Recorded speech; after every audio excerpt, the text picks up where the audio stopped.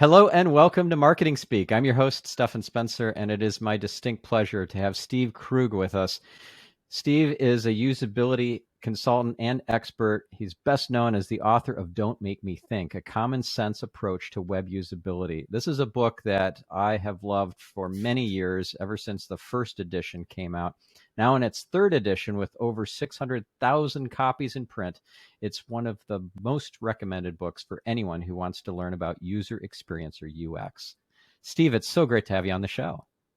Thanks. So nice of you to invite me. Appreciate it. Well, as I mentioned, I'm a big fan of your book. I've been a fan of it since the first edition. It's just one of those definitive books in internet marketing and just internet development. How could you design a website that doesn't make sense, but yet so many websites fall into that camp still, even, right? Especially what seems to be in the Web3 category, right? So blockchain and crypto and these DeFi projects and so forth, they just seem all to have a black background with small white text, with images that don't make any sense, that don't have the standard kind of usability features that you'd expect, like About Us and Contact Us.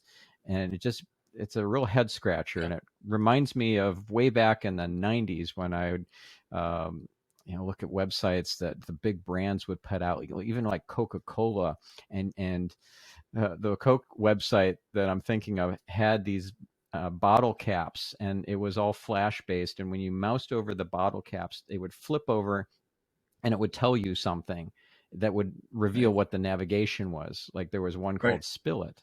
So you'd mouse over the bottle cap, it would flip over, it would say Spill It, which still made absolutely no sense. Like, what am I supposed to get by clicking on that? You'd click on it, it'd take you to another page, and then there'd be some community stuff, like, stories about how Coke changed people's lives, whatever, right? So what the heck, right? It's like designing a tea kettle that has the handle on the wrong side, so when you try to use it, it burns your hand, spilling all the water on you. So let's talk a little bit about what is good usability, what's bad usability, and where we are now in terms of web design and web marketing. Yeah. I spend a fair amount of time thinking about that, because my sort of baseline position is, I feel like we hit a point. The stuff was really crude to begin with. The technology was really crude when it was low bandwidth. Nobody had broadband, or if you could send text, and that was kind of it, and small pictures and whatever. And then it became better and better. But things were, like you say, there were a lot of cases where people poured a lot of money into making things that just were not easy to use and didn't make sense and weren't clear. Clarity is like what I posit as highest value. If you're putting something out there, clarity is really hard to achieve, and it's really what matters the most. So do people clarity understand? is king. I get it. So, but things got better technologically through the 90s, and at the same time, usability came to be taken more seriously, and standards arose. There were various groups that did good things with standards and encouraged the use of CSS to be able to do things better, more sophisticated things better. And so by the early 2000s, things had gotten pretty good, pretty stable, and everybody knew how to do a decent website. And most organizations, if they had any money at all, would do them. And even if they didn't, often they do them. And I think a lot these days about how much it's gone downhill since there. I've done like 2 talks about, has what usability gotten better? Are we headed in the right direction? But I've only done 2 because I kind of don't like to say it very much in public, because I feel like I'm going to come in for a lot of flack, and it's so why not say it on a public podcast, right? Well, my principle with podcasts is I always make at least 2 or 3 disclosures against interest, or say something that I really shouldn't say. about That's myself. So cool. maybe I I, guess that counts as one. We should have a little number up in the corner, you I know. like that. I like that. That's fun. Um, but yeah, I do think about it. Particularly, uh, it's gotten much easier to develop more complex websites because people can use frameworks. They can use cloud services to do all the hosting and the database stuff for them. So basically, I came across an article in the Times Sunday Magazine about 5 years ago that explained it all. That basically said, yeah, now in a weekend you can set up a website that has a complex database that allows thousands or hundreds of thousands of people to register without you doing anything, uh, and how powerful that is. And so it's led to a lot of the things that we see. And at the same time, there are these frameworks that you can use to do the design and the navigation and all that stuff. So you just choose a framework and then you plug your content into it. So the one reason why you see so many sites that look the same. Um, the frameworks are powerful in a way because they handle a lot of things. Like they handle some of them handle accessibility pretty well, which is really hard to do otherwise, and a lot of them handle responsive design. Does the thing look as good on a small screen or as usable on a small screen as it is on a large screen without you having to code it for different sizes?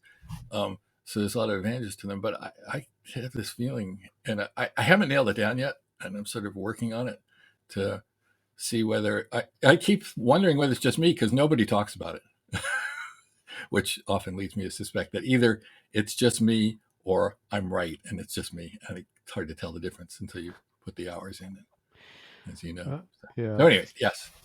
So Uh, frameworks. Let's delve down that a little yeah, bit. yeah.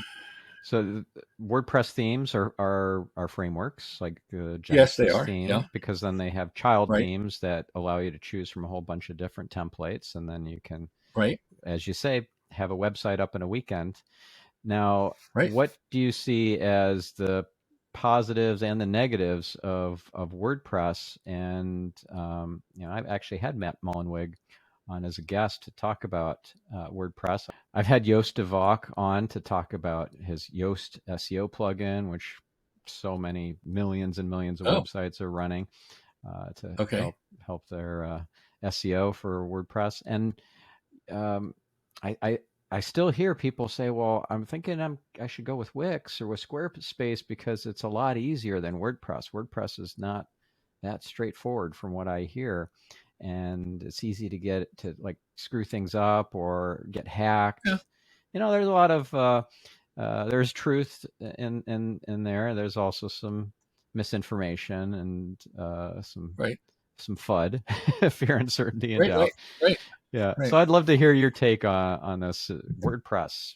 Yes or no? Like downsides, upsides. What are you thinking about that? Yeah, well, I mean, as with so many topics, I'm not really the person to ask. I'll actually go back and look up the podcast that you did with them. Um, but I can tell you about my experience, which is I finally decided to do my website over last year. Last year, year before. I guess it was the year. Who knows anymore? I think it was the year before. And after not having redone it in 20 years, and I did it myself in the first place in Dreamweaver. So I didn't really, I understood and knew HTML, but I didn't, like hand code in HTML. And I did it, and it stayed pretty much the same for. I made some modifications, but it's pretty much the same for 20 years. And it would have been an embarrassment if I was of a mind to be embarrassed by it. I have espoused accessibility as a necessity, and I added a chapter to the second and third editions of my book on accessibility, which I think is really good actually, and I've had a lot of people um, mention it to me. And it was an embarrassment because my site was not particularly accessible. I had image tags and stuff, but it really was not. And so one of the reasons I moved to WordPress when I redid it, and it took a bunch of work. And I used a front end called Divi, which actually slaps a face on WordPress to make it easier to manage and to format and style.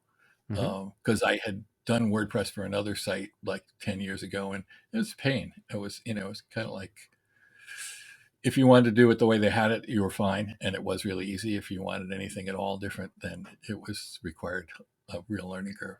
Yeah. Um, Well, there's actually a so plugin for WordPress called Accessibility, and I don't know if you've heard of it, but it allows you to um, go from just a good website to one that is going to pass all the ADA, Americans with Disability Act kind of tests as right, accessible. And it's not just having good alt text on images. right, There's a lot of yeah, yeah, nuance. And so I actually interviewed the founder or co-founder of Accessibility last year, Sheer Eckerling, and yeah, there are a lot of websites where you'll see this little icon in the bottom right that looks like yeah, a Vitruvian man, right? And you just click on that, and it gives you right, all these options, and that's Accessibility. That's that yeah. software. It's really I cool. didn't know that was the name. I installed that. I don't have it. I don't leave it displayed on my website, but I have it installed, and I go in and look every once in a while, and check to make sure the stuff is working. Hmm. I go back and forth about whether I want to have it there or not, but I forgot that that was the name of it. Yeah, it's a very powerful tool. Yeah, It's very yeah. good. So But as you say, doing it right is a lot. A, it's a lot of work, and B, it requires a lot of knowledge. yeah, It's not just here are these simple rules that you need to follow. It's here are these rules that you need to follow, and a lot of them involve judgment calls, uh, and a lot of them involve how willing are you to put in that level of effort to implement this thing, which is sort of not one of the major rules, but it's an important nuance, and certainly going to matter to some people and whatever. So it's yeah. And it can actually, if you don't do it right, can get you into a lawsuit. There are people that file lawsuits against companies that don't have accessible websites. right. There hasn't been that much of it that it's sort of, that for most people it's something that they're particularly wary of. It's been sort of specific targets. But I what I said in my chapter on did you ever see the third edition? I should send you a No, copy of no, the third. yeah, Oh, I'd love it. because Yeah, the chapter on accessibility is, you said you read the first. The chapter on accessibility yeah. And the is second, I have the second edition what, too. oh, okay. I think I added it in the second. I must have. But basically, what I said about accessibility was, um, uh, you need to do it, and the reason why you need to do it is not because you're going to get sued; it's because it's the right thing. And I Hmm. had a quote that I really like, which people repeat a lot, which is that it's one of the few instances where you can vastly improve the quality of a lot of people's lives by just doing your job a little better. Yeah, So it's don't do it because you're going to get sued. Do it because it's the right thing to do. yeah, And but on the other hand, I also said it's a lot of work, and if it's not your job and your company, your organization hasn't committed to spending for hours to do that, to learn that, and to do it, then uh, I think that's still going to be true in a lot of cases. And what I said I think needs to happen is that the tools for doing it need to get much better, hmm, um, which has yeah, happened to some extent. yeah. Like Again accessibility is with super frameworks simple. to make it. Yeah, yeah, yeah. Yeah. Uh, so anyway, but that's Yep. accessibility. Yeah, So, yeah. Okay. So since you brought up so the an additional chapter that you added to the second edition, there's one chapter yeah. in the second edition that wasn't in the first that's near and dear to my heart, and it's on doing focus groups on the cheap. And I just Oh, thought yeah. that is so brilliant because how often do folks ask their constituents what's working and not working with my website? You Yeah. might occasionally do a survey or something on Right. a Survey Monkey or something like that, but that's even that's pretty rare. So, can Yeah. you talk a bit more about focus groups and how you can do them without Well, spending a lot of money? it's basically the point is not to confuse focus groups with usability tests. Which were you just doing that? I'm not clear because this happens all the time, and Well, that's a particularly if you haven't great read the point, book for a right? while. So for Because our listeners' benefit, let's actually distinguish right, those two different exactly, things. because because the book basically the intent of the book originally was, uh, actually, again, disclosure against interest, but this is one I make all the time, which is the intent of the book was to be able to raise my consulting rates, and never expected it to make any money. And It turned out after the fact I found out that I could have raised my consulting rates without the book. So whatever. But and then the book started making money after a few years. And Yeah, and think of all the um, people who have helped so many other people by making the website more usable, more accessible. it it is a nice thing to think about. Yeah, Yeah, yeah. yeah.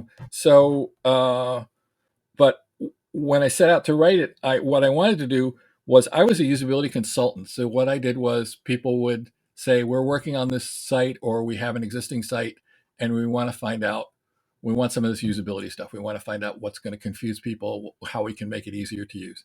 And so I would go in and I would use the thing, pretending I was a user, and I would use my experience, user experience doing this, and tell them what I thought people would be confused by, and make suggestions about the easiest way to remedy those things. And so that was an expert review, and that was part of what I did. But the other part of what I did was um, usability tests. And usability tests, very simple concept. Bring in a few people, one at a time, spend an hour with each one, give them some tasks to do on the thing that you're building or have built, and watch while they do those things without interrupting them any more than absolutely necessary, and have them think aloud while they're doing it. And you can just see the thought balloons over their heads as they're talking, and you will understand what's clear to them and what confuses them, and what their thought process is going into it, what they want out of it, and why it doesn't support them getting that. So it basically gives you doing it for, the test part of it really, well, it runs for like, 20 minutes while they do stuff. And it just will give you an enormous amount of insights into the stuff that is confusing about what you've built, that it was not obvious to you because you're too close to it. You know how it works when you're building it. So you're never going to be puzzled by something that doesn't work the way you thought it was going to, because it's going to work the way you thought it was going to. Mhm. So it's the kind of stuff you can only learn by watching other people. And it's very simple and it's very powerful. And it's been around for a long time. It's been around since the 80s, basically. Actually, it's been around before that. It started out testing flight controls in cockpits, uh, just after World War II, I think. And it's a great thing. Like doing usability, if you do a couple of usability tests, you're like hooked. You're like, if you're like this. We learned so much from this hour about things that we, having seen people struggle with them, we realize it's really, we got to fix those things. It's like this is really detrimental to our users and our bottom line.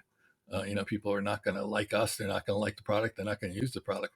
So I have always been really enthused about usability tests, even more than me going in and doing an expert review. If I could get a client to come and watch a couple of usability tests, I knew they were far better off even than what I could tell them, which I would do anyway. But and so when I set out to write the book, what I wanted to do was, I thought what I did as a usability consultant was basically pretty simple. It didn't take me, there wasn't any training at the time for it when I started out, and it wasn't that hard to figure out and to learn. It was a user advocate job. So basically, I was going in and role playing the part of users and trying to point out to the people who were building it, who had never done that, things they should know. So, but I also felt like I didn't have any special powers doing it, and I hadn't had much training, and it was really easy to do. Um, so I wanted to, in writing the book, I wanted to explain basically what I did. I just wanted to spell out what I did, and figuring that other people could do it. If they spelled it out, they could do it. And uh, spelling out how to do a usability test, and ended up being a big part of it. And then I wrote a second, smaller book called Rocket Surgery Made Easy, that was a very small handbook with more detail about how to do a test, but it was still very small. Oh, So, you used the word focus group to start up. So the chapter about usability testing starts off with the fact that you need to be aware that when you say we're going to do some usability tests, this was 20 years ago, but it's still true today. If you're going to say we're going to do some usability tests, people will think you're saying we're going to do some focus groups. The difference between a usability test and a focus group is, usability test is one person at a time doing things while you observe and listen to them say what they're doing. A focus group is a group of people, and you ask a bunch of questions, and it's about their opinions. It's asking them for their thoughts about things and their opinions about things, as opposed to watching them try to do things. So it's completely different. But you should put the link to the cartoon. I had a cartoon that I made with a tool at the time, uh, about somebody facing this problem where they're saying they're going to do usability tests, and the people they're talking to are convinced that they mean focus groups.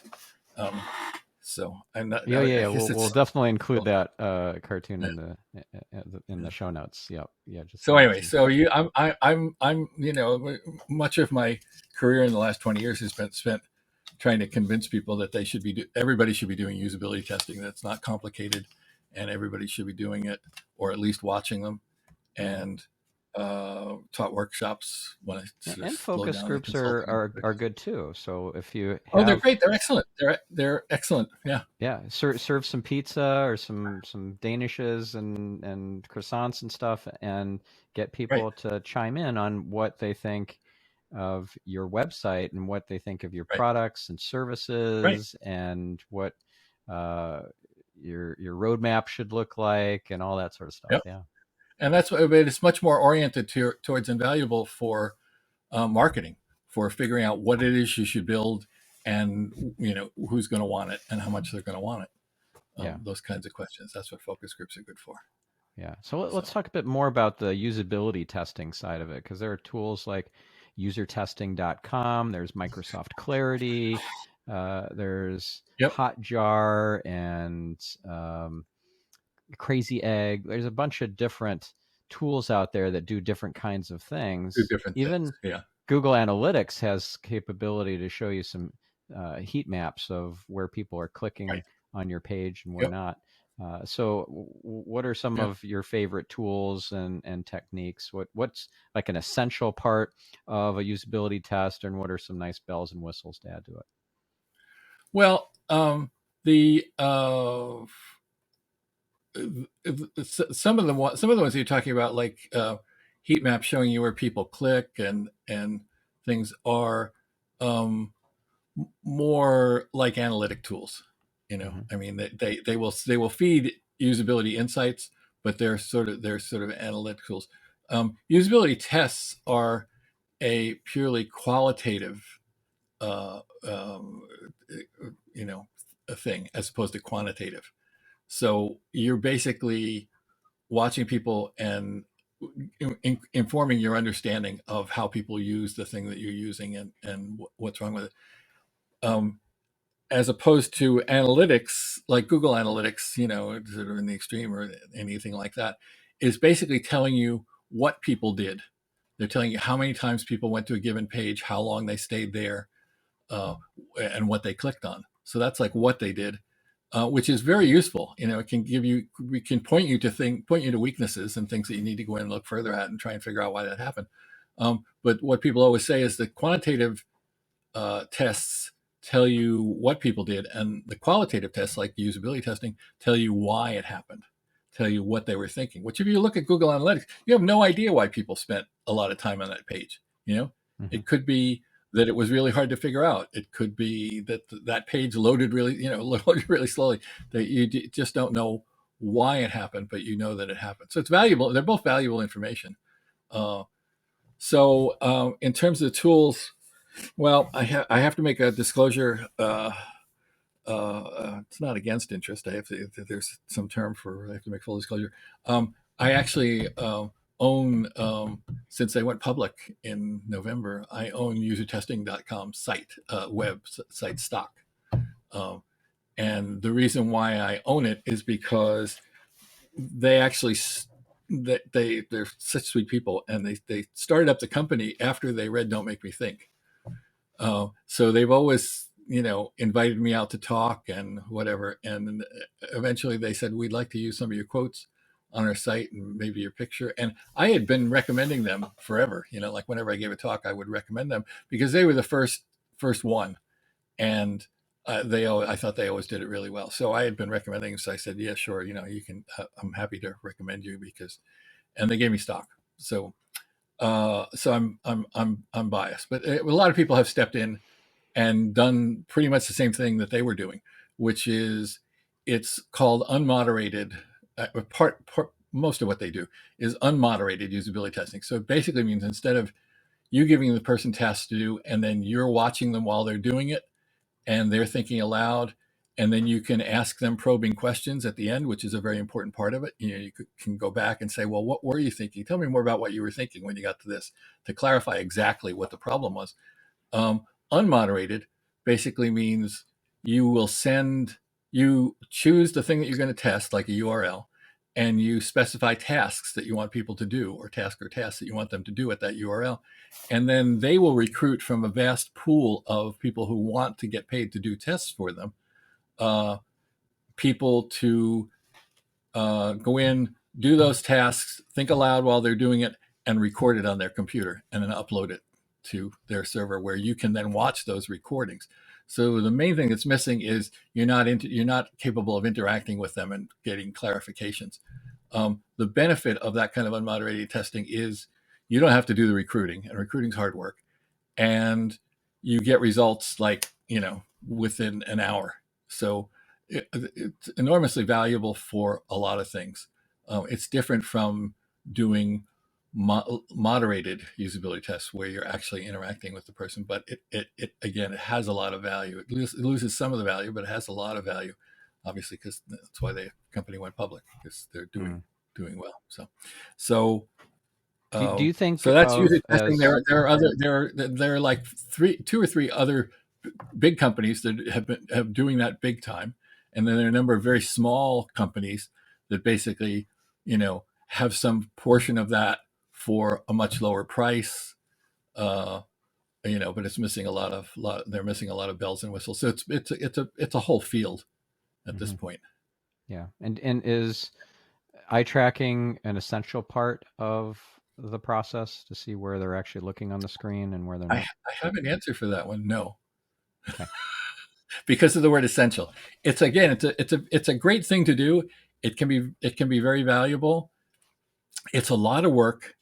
It's a lot more effort, and although it's becoming less and less effort as people are, sort of figuring out how to automate it and allow people. It used to be you had to bring people into a lab to do eye tracking because they had to have an eye tracker in front of them or attached to the screen, and that was an expensive device, and it required a lot of care and feeding and produced reams of data. Now they're figuring out, they're starting to have services where you can basically use the camera on a phone, because the phones have such great cameras, to watch the user's eyes and actually show you, not terribly specifically enough, where they're looking on the screen. So you could basically just add that onto a user test without an enormous amount of trouble or expense.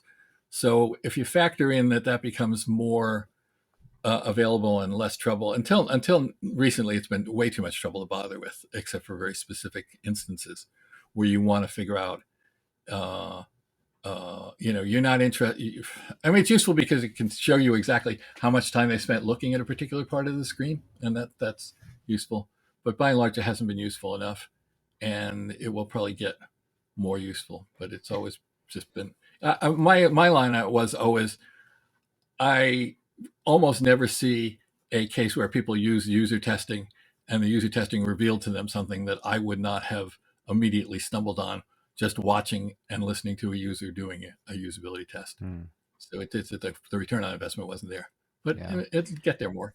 Well, there's a very famous in the SEO industry study of eye tracking of users on the Google search results, Mm-hmm. and it showed in the early studies an F pattern Right, where people would look at the first listing, more just the full left to right listing, but right, then the second, third, fourth, it really dropped off, and to the point where people didn't really look right. at the full listing. They just kind of scanned straight down Yep, very quickly, and yep. not even seeing more than the first word or so of each of the additional search listings. Yeah, and they're taking it more than the first word, because it's hard for eye tracking to account for exactly how much you're taking in with peripheral vision. So Yep. it's like they were seeing more than the first few letters, but on the other hand, they were making the kind of judgment calls that we make when we're scanning something. So yeah, I mean, that's useful. That it can be very useful in that way, to say how much are people seeing of the page, and how much time are they spending on the parts that they see, is useful information. And like I say, as it gets easier to do and less expensive, then it'll probably be something that more and more people do. But Yeah, yeah. I think people, some people will get confused by seeing a heat map that's generated by eye tracking and a heat map that's generated by click tracking, yes, and I think that's pretty common. And they're yeah, so different from each other in terms of yeah, people's interactions. Do you want to talk a bit about absolutely. that? And that, well, I mean, the click map ones click maps are almost the easiest to implement. If you're willing to drop a few lines of code into your site, you can get click mapping results and heat maps for almost no money.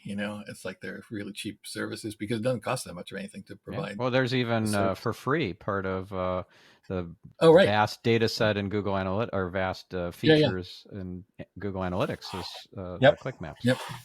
Yep. Yep. So there's certainly, I mean, there's value in that. I mean, I would want to see them if I was assessing a site. I would certainly want to see them, uh, and I'd want to see the eye tracking too if it was available without any additional work or money. Like I say, it used to be if you were going to add eye tracking to a usability test, it would cost like twice as much, Hmm.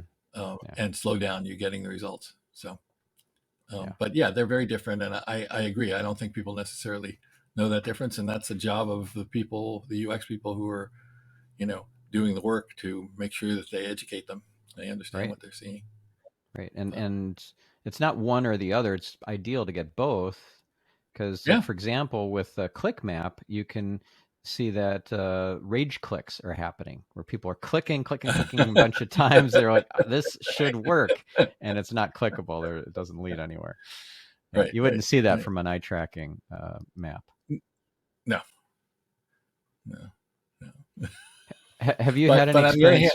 but on the other Yeah. hand, you would the other hand, that is the kind of thing that you would detect in person. If you were doing a moderated usability test and you watched in person, you would say, well, I tried to click 10 times on this thing. It's not mystery, and it's not mysterious, and it's not hard to observe. So, but Yeah. but Yeah. yeah, Great it all point. has value, and in fact, they try and convince people that you want to do qualitative testing like usability testing, um, and quantitative testing, and it works both ways. The quantitative will inform the qualitative. In other words, quantitative will say from the stats, it looks like there's a problem here. People aren't using this thing, or people are using this thing too much, or people are not spending enough time. Why don't we do a couple of qualitative tests and see if we can find out why that's so we can observe why that's happening. So it tells you what to test basically, and the other way around, the qualitative informs the quant. If you see people are having a problem that you observe in the live sessions, then you say, well, okay, let's run some stats on that. Let's dig into the stats and see if we can figure out whether that's a serious problem or not. Whether we saw 3 people have that problem. Let's see if we can figure out whether half the population is having that problem. So Hmm. Yeah. Yeah. Speaking there of you go. stats, besides Google Analytics, which is really website analytics, there Yeah. is a distinction from that to user behavior analytics, and that would be something like Microsoft Clarity, which they've said that Microsoft has said this is going to be permanently free, just like Google Analytics, but different from Google Analytics and what we offer. But just like GA, we're going to make it completely free forever. And I'm curious if you've played with that tool, if you have any experience with it. I have no experience with it, and the fact that it's going to be free is news to me too. Yeah, So that's interesting. yeah, Yeah. yeah. So clarity.microsoft.com. I heard Yeah, I've heard about it, but I've the never product poked into it. manager So at Microsoft for that tool speak at a PubCon conference last year. Yeah, it's oh, pretty cool. Pretty cool. Okay, so I want to bring something up that I thought was kind of funny, and it's on your Wikipedia page for your book. It's like- oh, yeah. yeah, that's Uh, not I that's not a very good Wikipedia article. So no, anybody who's I a don't I don't. listener and is a Wikipedia editor, please go in Yeah, and fix that page up so it's I awesome because it's I lame don't know right who now. I don't know who generated it, and the problem is I can't go in and fix it myself.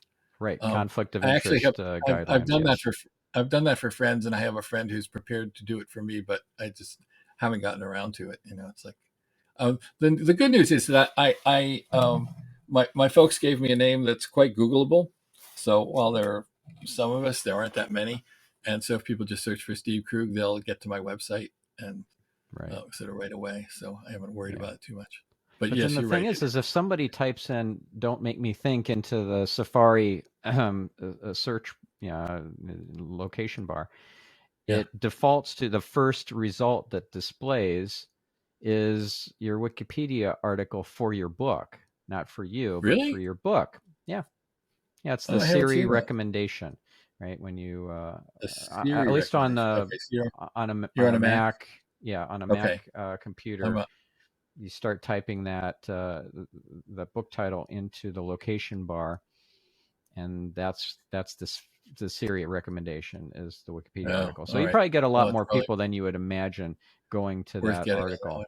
Yeah, but here's Yeah. what it says in that article. That's kind of annoying. Yeah. Uh, Steve, frequently cites Amazon.com as an example of a well designed website that manages to allow high quality interaction, even though the website gets bigger and more complex every day. So it's True. almost You like know, a poke at you, but like it's why are you picking Amazon because it's not the uh, most well designed website on the planet, and it's not the cleanest and the most uh, clear, but yet I can't think of a website that I go to on a more frequent basis that's so easy that I'm in and out within seconds having bought the thing that I wanted. right. So Yeah, sort of disagree. And that I think given how much they are doing, that they actually have, they persistently try to organize it as cleanly as possible. yeah, I And think it works. It works. I it, mean, it is it's not same only thing with Craigslist. Craigslist, people talk about Craigslist. yeah. Craigslist is like like the army surplus website. And yet we use it all the time because it works. It does what we need and it does it easily, Hmm. you know? Yeah, it's So, a great website from a intuitive standpoint. You yeah. just get in there and get out. Get what you Yep. wanted quickly and move on with Yep. your day, which is exactly Yeah. what a good website should do. And one thing too that I think is important to point out about Amazon specifically is how well optimized the website is. All the product pages rank so highly in Google, Yeah. and it's by design. It's like you go to a product It's page and you see not only a really in-depth description of the product and right. additional details about when, let's say it was a book, when it was first released and all this, but you Right. get all these product reviews, and those really add value to not just the user experience but to the SEO, because Yeah. all that great keyword rich content of Yep. people's reviews now makes this much more than just the manufacturer supplied product blurb. It is 10 times longer than most other product pages for that same product that you'll find, because it's so rich with product reviews. Yeah. Absolutely. Yeah. I mean, if I had to say three things that have most changed my life related that are on the internet, I'm probably going to miss two that are more important, but three of them are Google search. I can answer almost any question that I have, particularly about fixing things or details of history or fact.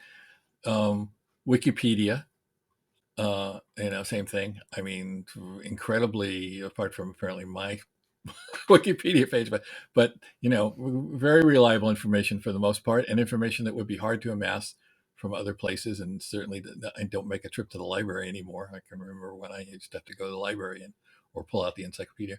And three is Amazon. Amazon reviews. I rely on Amazon reviews. This is how I decide whether to buy something or not. You have to Mm, learn how to read them, and you have to learn how to filter out the fake reviews and whatnot. But I consider that an incredibly valuable source of information. yeah, So yeah, I got a really amazing bit of advice. I think I got it from Jay Abraham actually, was using Amazon reviews as market research. So let's say you pick a Oh competitor yeah. book before you write your own book, and you see what the negative reviews are and what people are saying, like this is missing, or this is a very slanted or biased point of view, or Yep. this clearly this book, the author clearly had an agenda, et cetera, et cetera. So you see what those objections are and misgivings Yeah. about the competitor's book, and you avoid all those landmines with your book. It's That's really a great cool. idea. Don't know if I would have thought of that. I work it from the other end, which is that I'm working on a couple of books, maybe. And one of the things that I have done when doing an update of a book or a book is I think about what I want the Amazon reviews to say. Mm.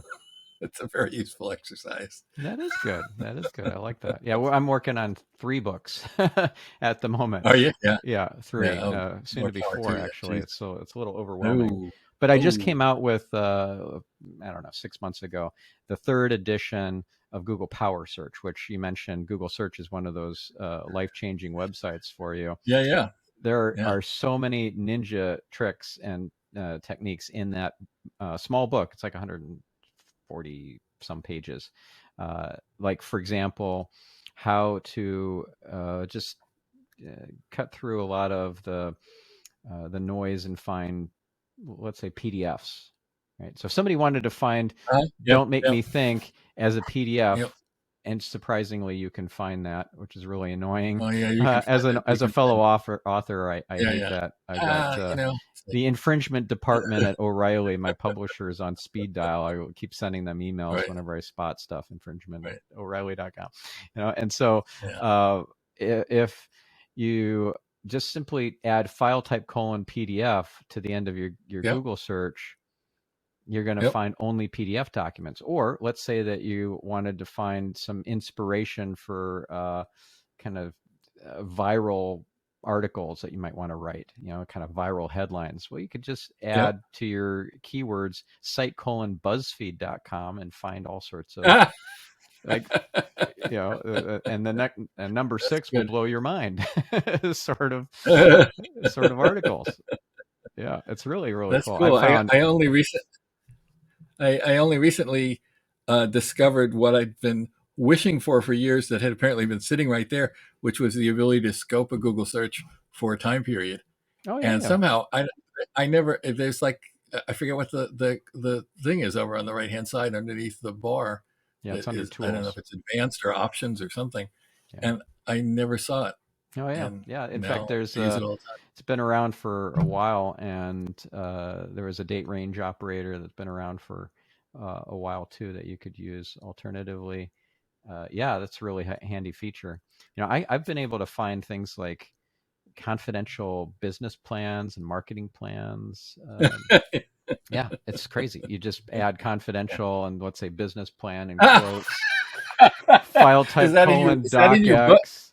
Yeah, yeah, Is it's that in in the your book. book as a Oh, tip? yeah, yeah, Yeah. yeah, yeah. It's crazy. You can Oh, find gee. Forrester, Gartner, etc. research reports for free. Right. A lot of Right. them Wow. that are paid reports are available for free. Yeah, it's Yep. pretty wild what's out there. Yeah. Anyway, so I'm curious. So now we're talking about books, and I'm working on the 4th edition of The Art of SEO, and a self-help book, Living in a Friendly Universe, A Skeptic's Guide to the Unseen World. That's the title of it. Uh, so I just recently learned by actually looking up on Wikipedia, uh, Yeah. The Alchemist. So I just finished listening to the audiobook, the Alchemist by Paulo Coelho, and Jeremy Irons is the narrator. What a fantastic book! I can't Ah, believe it. Like I let 50 years go by. I'm 51, and I never read the book until now. Well, listened, and I loved it. I loved it. And then I read on Wikipedia, essentially it was like channeled, because it was all ready to go, and he wrote it in 12 days. That book is one of ah, the biggest sellers in the world, and translated into umpteen number of different languages. I don't know how many hundreds of millions of books have been sold of that, but it is ah. a huge, huge bestseller, and he wrote it in 12 days. I just found that phenomenal and mind blowing. Yeah. Have you Well, have when you write your books, are you kind of like in the zone, kind of almost channeling it, or is it like this hard slog of months and months and months, or I years? for years I've always said, yeah, no, I mean the first time when I wrote the first book, it took me a full calendar year of not really doing much of anything else until we ran out of money and had to do some consulting. Hmm. But and I have said for years that I hate writing. I always said publicly that I hated writing. I just thought it was the Yeah, hardest work I knew of, and yeah. I didn't understand I why totally anybody would do it relate, by the way. unless Totally there was relate. some kind of gun held to their head, whether it's a deadline or a gun. And then about 3 or 4 years, 4 or 5 years ago, I realized that it wasn't the writing that I hated. It was that for me, most of the time that was allocated to writing was spent procrastinating, and it was the procrastinating that I hated. I'm like a terrible procrastinator, lifelong procrastinator. And I realized that I didn't, when I was actually engaged in the writing, I did not hate it at all, but that what I hated was the procrastinating. So, I I've been just working learned on a book about, about but writing. by the way, I gotta say something about Yeah, procrastination because I just yeah. learned this last year and it was so helpful to me. I learned it from Dan Sullivan, who's the founder of Strategic Coach, which is they have lots and lots of people going through Strategic Coach, lots of entrepreneurs, and I've been in it for a few years. He said about procrastination that it shines a light on exactly the thing that you need to be working on. And it also is pent up potential energy. It's like a big boulder on a hill. When so all that energy is locked up, ready to unleash. You just have to push the boulder off the hill, and then all that potential energy becomes kinetic energy. Well, if you get through the thing that you were procrastinating, Yeah. it releases so much pent up potential energy. It's like you become a superhero or something. It's just Yeah. amazing. I, I'll have to look that up. I really have to look that up because I've been working for the last 5 years, working in the sense mostly of emailing myself notes. But then I started drafting a couple of chapters for a book about writing, because given that writing was always so hard for me, I was always looking for ways to make it easier, and I more or less did it for a living for most of my career. Yeah. And along the way, I figured out some things about making it easier, and that I wished I had known those things, 30 years ago. So I thought I could write a short book about them, and in the same style as Don't Make Me Think. And I like the idea a lot. I have been working on it. I've actually been enjoying working on it. I don't know if I'll get it done or how long it will take, but one of the things that I decided when I started out was I was not going to write about procrastination because I was so bad at it. And then eventually, it as these things do with simmer in the back of your head, eventually it occurred to me that I actually had learned things about procrastination. If I was still a procrastinator, I had learned things, and that it would probably be worth writing. So I now have like 80 pages of notes and draft for what could be at most like a 10-page chapter on procrastination.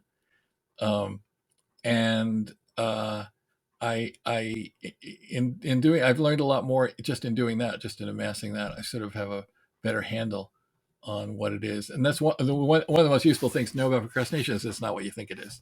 Mhm. So I'd be interested to read hear what he had to say. Yeah, yeah. I'll find an article of his about this, and I'll include it in the show notes, and I'll send it to you.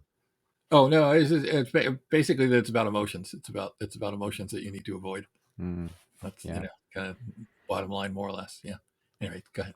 So this I learned from another famous author, Bob Allen. He sold millions of copies of his books, like Flash in a Cat, Cash in a Flash is one of them. Multiple Streams of Income is another one of his books. Another one is The 1 Minute Millionaire. Oh And yeah, right. Millionaire. yeah, so here's what he says: either you're a writer who speaks or a speaker who writes.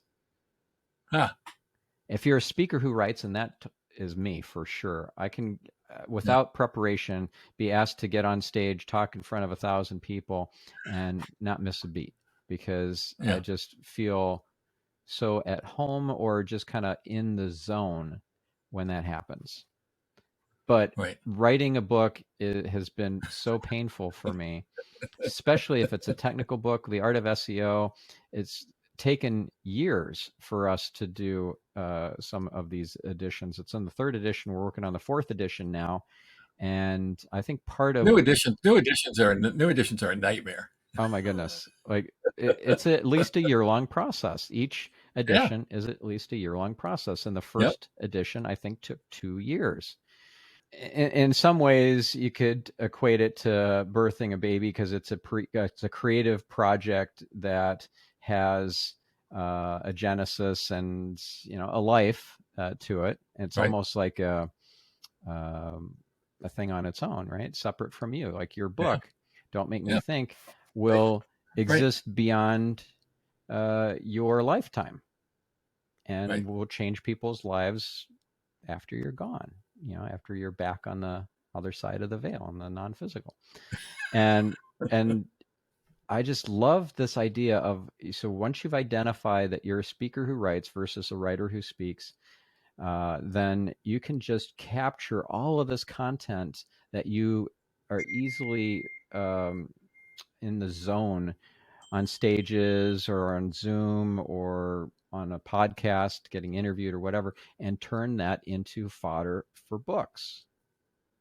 And that yeah, has been really freeing for me because I even have had assistants who would. Um, I had one assistant who actually took shorthand. She knew shorthand, so she would really, take really, shorthand. Yeah, this is back in the '90s, but I would yeah, yeah, just talk about SEO. No, it was actually the 2000s. So she was still doing shorthand. And I gave her like my stream of consciousness, and she would turn that into a draft in WordPress. And I would log into my WordPress admin, and then I would look it over and approve it or make a few tweaks and hit publish.